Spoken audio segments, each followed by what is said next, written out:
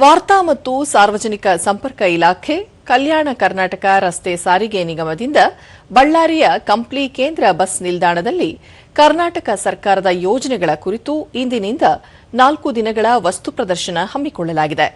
ಪರಿಶಿಷ್ಟ ಜಾತಿ ಮತ್ತು ಪರಿಶಿಷ್ಟ ಪಂಗಡ ವರ್ಗದ ಜನರು, ಮಹಿಳೆಯರಿಗಾಗಿ ಸರ್ಕಾರ ರೂಪಿಸಿರುವ ಬುಡಕಟ್ಟು ಕಲೆ ಮತ್ತು ಸಂಸ್ಕೃತಿ, ಪರಿಶಿಷ್ಟ ಪಂಗಡದ ಪೌಷ್ಟಿಕ ಆಹಾರ ಯೋಜನೆ, ಲಿಡ್ಕರ್ ಅನುಷ್ಠಾನ ಕಾರ್ಯಕ್ರಮ, ಪರಿಶಿಷ್ಟ ಸಮುದಾಯದವರ ವಿವಾಹ ಪ್ರೋತ್ಸಾಹ ಧನ, ವಸತಿ ಶಾಲೆಗಳಿಗೆ ಪ್ರವೇಶ, ಶೈಕ್ಷಣಿಕ ಉತ್ತೇಜನ, ಯುವ ನಿಧಿ ಸೇರಿದಂತೆ ವಿವಿಧ ಜನಪರ ಯೋಜನೆಗಳ ಕುರಿತ ಛಾಯಾಚಿತ್ರ ಪ್ರದರ್ಶನ ಮೂಲಕ ಜನರಿಗೆ ಮಾಹಿತಿ ನೀಡುವ ಮೂಲಕ ಸದುಪಯೋಗ ಪಡೆಯುವಂತೆ ತಿಳಿಸಿಕೊಡಲಾಯಿತು.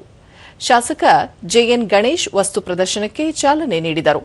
ವಿವಿಧ ಇಲಾಖೆಗಳ ಅಧಿಕಾರಿಗಳು ಉಪಸ್ಥಿತರಿದ್ದರು.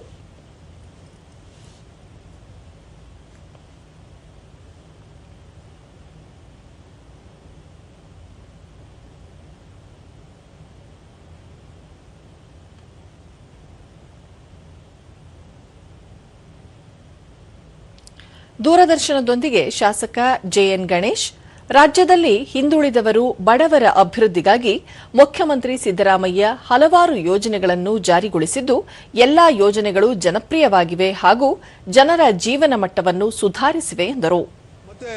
ಕಾಂಗ್ರೆಸ್ ಸರ್ಕಾರಕ್ಕೆ ನಾನು ಕೃತಜ್ಞತೆ ತಿಳಿಸ್ತೀವಿ. ಯಾಕಂದರೆ ನಾವು ಎಷ್ಟೋ ವರ್ಷಗಳಿಂದ ಧರ್ಮಸ್ಥಳ ಇರಲಿ, ಅನೇಕ ದೇವಸ್ಥಾನಗಳು ಮತ್ತು ಅನೇಕ ಬೇರೆ ಬೇರೆ ಕಡೆ ಎಲ್ಲಿ ಹೋಗಿದ್ದಿಲ್ಲ. ಇವತ್ತೇನು ಉಚಿತ ಬಸ್ಸಿನ ವ್ಯವಸ್ಥೆ ಐತಲ್ಲ, ಅದು ನಿಜವಾಗಿ ಬಹಳಷ್ಟು ಸಹಕಾರಿ ಆಗ್ತಿತ್ತು. ಸ್ಥಳೀಯರಾದ ಅಬ್ದುಲ್ ಮುನಾಫ್, ಸರ್ಕಾರದ ಯೋಜನೆಗಳು ಮಹಿಳೆಯರು ಹಾಗೂ ಹಿಂದುಳಿದ ಜನರಿಗೆ ಸಾಕಷ್ಟು ನೆರವಾಗಿವೆ ಎಂದು ತಿಳಿಸಿದರು. ₹200 ಖರ್ಚು ಬರ್ತಾ ಇತ್ತು. ಆ ಖರ್ಚು ಅದು ಒಂದೇ ಆದರೂ ತಿಂಗಳಿಗೆ 3,000-4,000 ರೂಪಾಯಿ ಅವರಿಗೆ ಉಳಿತಾಯ ಆಗ್ತಾ ಇದೆ. ಆಮೇಲೆ ಬಂದ್ಬಿಟ್ಟು ಯುವ ನಿಧಿಲಿದ್ದ ಎಷ್ಟೋ ಮಂದಿ ಯುವಕರಿಗೆ, ನಿರುದ್ಯೋಗಿ ಯುವಕರಿಗೆ ಇವತ್ತು ಅವರಿಗೊಂದು ಸ್ವಾಭಿಮಾನದಿಂದ ಬದುಕುವಂತ ಒಂದು ಅವಕಾಶವನ್ನು ರಾಜ್ಯ ಸರ್ಕಾರ ವಹಿಸಿಕೊಟ್ಟಿದೆ. ಸ್ಥಳೀಯ ನಿವಾಸಿ ಯಾಳ್ಬಿ ಅಬ್ದುಲ್ ಮುನಾಫ್, ಸರ್ಕಾರದ ಪ್ರಮುಖ 5 ಯೋಜನೆಗಳು ಬಡವರ ಆರ್ಥಿಕ ಅಭಿವೃದ್ಧಿಗೆ ಕೈಗನ್ನಡಿಯಾಗಿವೆ ಎಂದು ಸಂತಸ ವ್ಯಕ್ತಪಡಿಸಿದರು. ಏನಿದೆ ಫ್ರೀ ಬಸ್ ಶಕ್ತಿ ಯೋಜನೆಯಲ್ಲಿ ಬಹಳಷ್ಟು ಲಕ್ಷಾಂತರ ಮಹಿಳೆಗಳು ತಮ್ಮ ಪ್ರವಾಸ ತಾಣಗಳಿಗೆ, ತಮ್ಮ ಕಾರ್ಯಗಳಿಗೆ ಉಚಿತವಾಗಿ ಹೋಗ್ತಾ ಇದ್ದಾರೆ.